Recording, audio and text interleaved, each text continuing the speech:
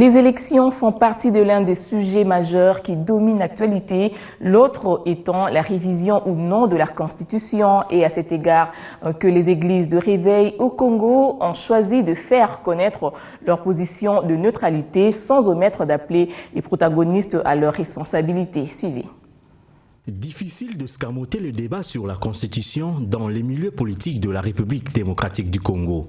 Débat qui semble gagner même l'opinion nationale.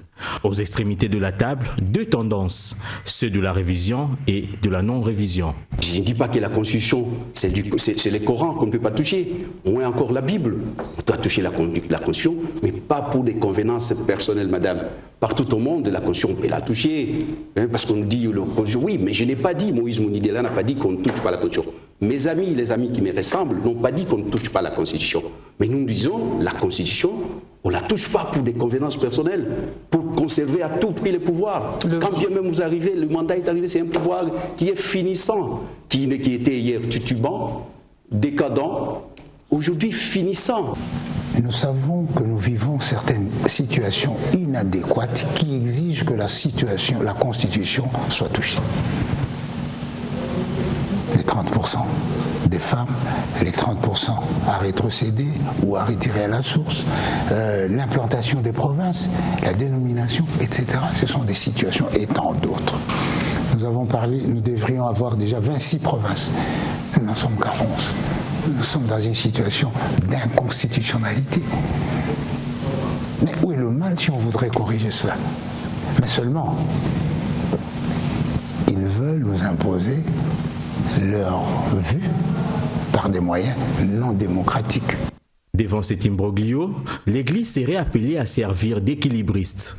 La déclaration du président des Églises du Réveil du Congo en est une illustration. La constitution de notre pays est notre loi fondamentale. Elle est le squelette essentiel qui canalise en son sein nos aspirations en tant que peuple et nos espérances en tant que civilisation de peuple. En tant que telle, la Constitution est la garantie même de l'exercice de l'existence de notre pays en tant que nation libre et démocratique.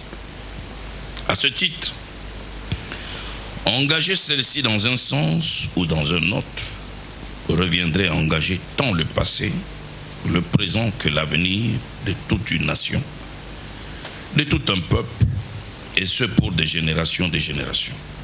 Pareil exercice requiert de la prudence, de la circonspection et surtout le devoir de mémoire. Car tous ceux dont les vies sont engagées dans cette loi fondamentale garderont pour toujours en mémoire tout ce que les uns et les autres auront fait de ce patrimoine juridique commun. Une déclaration qui, elle aussi, ne passe pas sans ajouter du piment aux positions de certains politiques.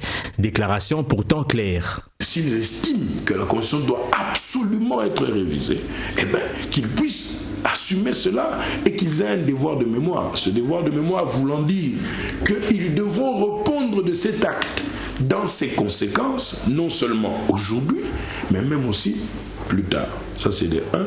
Secondement, s'il faut que la maintenir telle qu'elle se trouve actuellement, il faudrait aussi que ceux qui vont être les pourfendeurs, n'est-ce pas, de ce maintien tel quel de la Constitution, puissent aussi assumer cela devant l'histoire.